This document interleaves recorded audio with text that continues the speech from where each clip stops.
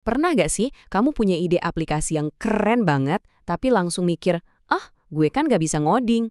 Gimana kalau aku bilang, zaman dimana cuma para ahli yang bisa bikin aplikasi canggih, itu udah lewat. Yuk, kita langsung patahin mitos ini sama-sama. Anggapan kalau bikin software itu harus jago coding, hari ini kita buktikan itu nggak sepenuhnya benar lagi. Nah, ini dia inti dari obrolan kita kali ini. Kita bakal bikin aplikasi yang beneran berfungsi. Dari nol, cuma pakai bahasa obrolan sehari-hari.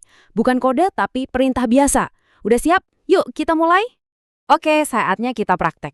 Kita lihat yuk, segampang apa sih buat mulai? Kamu pasti kaget deh. Seberapa cepat kita bisa langsung mulai bikin-bikin. Tanpa perlu pusing soal teknisnya. Udah, gitu doang. Cuma 3 langkah super simple ini yang misahin kamu dari alat canggih yang bakal kita pakai. Kunjungi situsnya, masuk pakai akun Google, terus klik Build. Gampang banget kan? Nah, sekarang kita masuk ke bagian yang paling seru nih. Aku mau kenalin sebuah konsep inti yang namanya vibe coding.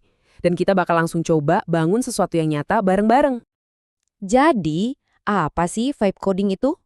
Gampangnya gini deh, kamu tuh kayak ngasih tahu vibe atau nuansa aplikasi yang kamu mau ke AI.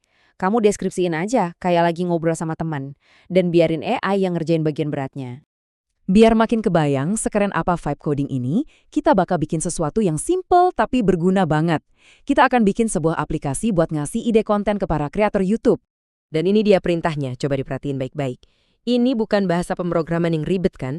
Ini tuh cuma deskripsi biasa, seolah-olah aku lagi ngejelasin ideku ke orang lain.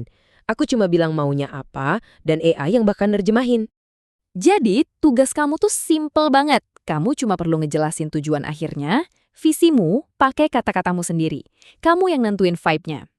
Dan disinilah ajaibannya terjadi. AI, dalam hal ini Gemini, langsung ngambil deskripsi kamu dan secara otomatis nulis semua kode yang dibutuhin di belakang layar. Dari ide jadi aplikasi beneran cuma dalam hitungan detik. Tentu aja, jarang banget kan versi pertama itu langsung sempurna. Terus gimana kalau kita mau nambahin fitur atau ngubah sesuatu? Nah, disinilah serunya vibe coding. Prosesnya bukan lagi ngoding, tapi jadi kayak sebuah percakapan. Mau nambah fitur baru? Tinggal minta aja. Cuma dengan kalimat sesimpel ini, kita bisa nyuruh AI buat nambahin tombol ekspor ke CSV. Sama sekali nggak perlu nyentuh satu baris kode pun. Kamu pasti penasaran kan? Kok bisa sih kayak gini? Yuk kita ngintip sedikit ke dapurnya.